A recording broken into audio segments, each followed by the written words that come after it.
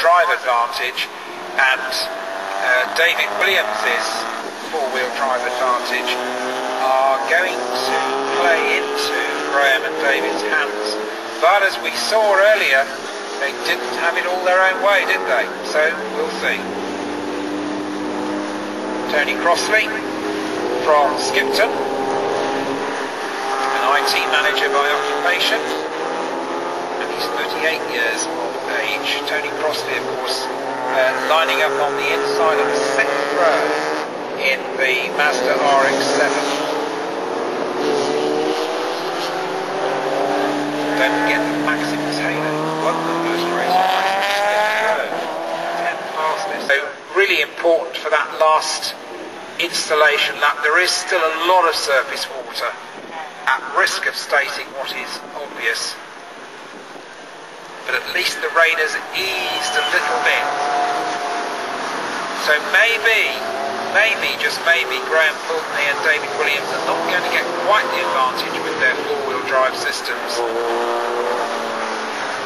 I was able to ride shotgun in a Mitsubishi Evo a few years ago at Snetterton, and these four-wheel drive systems with their adjustable differentials and so on are absolutely awe-inspiring. They really are, particularly of course in these conditions when it's wet.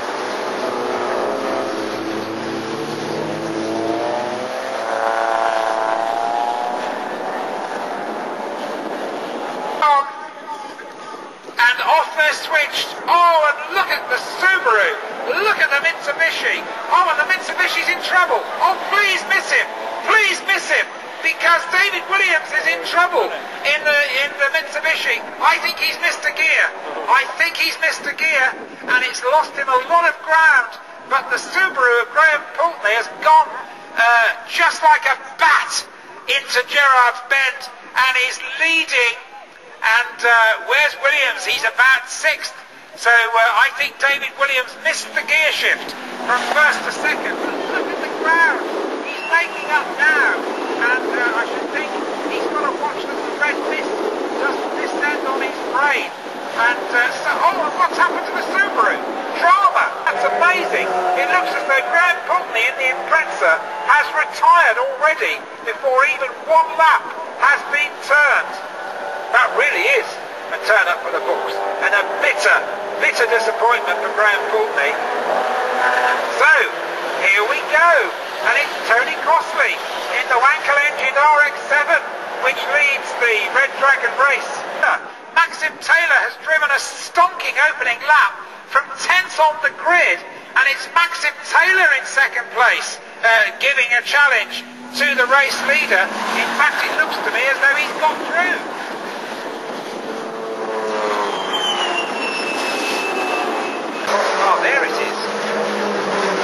There it is, way down the field, well, good way down the field. So maybe I did David Williams an injustice by suspecting that it was a missed gear. Maybe it's more serious than that. So the Graham Poultney Subaru Impreza is out. Here is the new race leader. Well, we said he got a lot of work to do if he was going to win 2 races out of 2, and Maxim Taylor has already completed that work. And okay, he's got to keep going, and he set the fastest lap of the race, and it's one of the fastest laps we've seen today. A sub 1 minute lap, and he's miles ahead of everybody else in terms of speed. So Maxim Taylor leads in 2nd position. It's the number 7 RX-7 of Tony Crossley. Then in 3rd place it's number 1, that's John Green's MX-5. The MX-5's on in the race order. In 4th position is David Williams. Has he got a problem? Does he have something which will prevent him reaching the checkered flag? Well, we shall see. He's leading the class, of course, Class C, and he's in 4th place.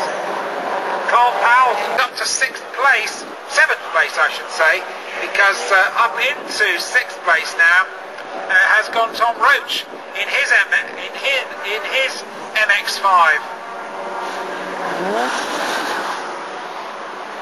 And he's made up another place, so Tom Roach is very much one of the men.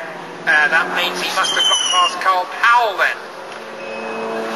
And then the other class being led by Chris Huntley in the the MR2 Mark II. He's leading Class F, Chris. And I shouldn't have said anything about the weather, should I, folks? Because it looks to me as though it's raining again.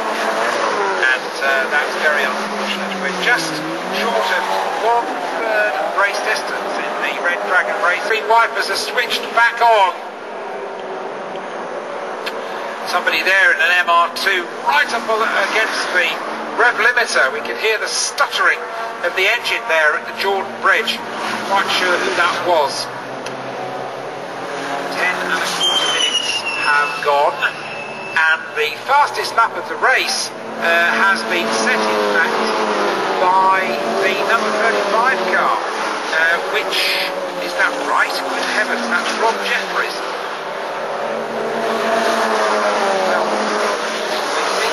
Strange fastest laps today, and I'm not quite sure that's right, particularly as the conditions are getting wetter and wetter by the lap. Marching out of Gerrard's Bend and onto Stebby Straight. Look at them, stalking, slipstreaming, ducking, diving. Somebody should tell them it's raining. That's a great scrap going on between Tom and John. That's the battle for 4th place. 7.75 minutes have still to expire. There's Tom and John charging through Shaw's hairpin. We can't see it live, but we can see that corner through Mallory Park closed circuit television. This is the battle for 4th place between Tom Roach and John Greensmith, and joining in the fun, of course, for that battle is Jonathan Blake. Jonathan Blake is watching Tom and John ahead of him. He's in 6th place at the moment, and he thinks, yeah, I'll have a bit of this. And off they charge to start their 8th lap. Now then, a man who is coming into his own now, and is the fastest man. He's not set the fastest lap, but have a look out for to have cost him anything particularly. I thought Tom was going to get all out of shape and horrible, and it really hasn't done him any harm at all. Amazing. If anything, he's a little bit ahead, a little bit further ahead of John. I mean, it must be 4 inches now, and then Jonathan's still there. Start his 12th lap with not really very much time left in the Red Dragon race and Track Club Nippon Challenge. Oh, and who's this in trouble? Who's this in trouble on the exit of Devil's Elbow? It's the number 37 Honda, that's who. That's Chris Dunlop, who was a pit visitor. Tom, John and Jonathan in the Mazda MX-5s. Still at it. Driving those cars absolutely on the limit. And here's another good scrap, just charging past the pits now, between 80 and 25. Now that is an MX-5 battle between Sam Hill and Chris Longmore. And what's that the battle for then? That's the battle for 11th place.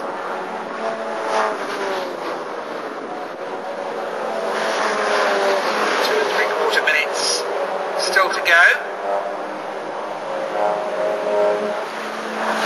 Maxim Taylor, 5.9 seconds ahead of Tony Crossley, but look out for David Williams in the bright red Mitsubishi, because he's in with a chance of getting past Tony Crossley. That almost passed me by, but it's less than a second between Williams and Crossley, and it looks as though John is going to do Tom around the high, wide and handsome line going into Gerrard's Bend. Oh, this is wonderful stuff. You couldn't see this Wankel engined RX-7. That's a dramatic, spectacular view in the gathering gloom here at Mallory Park. That's the battle for 2nd place. Look, oh, and the Mitsubishi gets all out of shape and horrible on the exit of Gerrard's Bend, and the Mazdas are still at it. Side by side they go, and John, and he's done it. So Tom got done by John. And if he's not careful, he's going to get done by Jonathan as well. There those three go now into Gerrard's Bend. There is no time at all left on the clock. Are we going to see we're going to see the checkered flag. We're going to see the flag at the end of this 15th lap then, and it looks like a brilliant win for Maxim Taylor. It really does. He has driven so well. Oh, and look at the Mazdas as they cross the line, and they've got one more. There is the checkered flag, so wonderful win for him.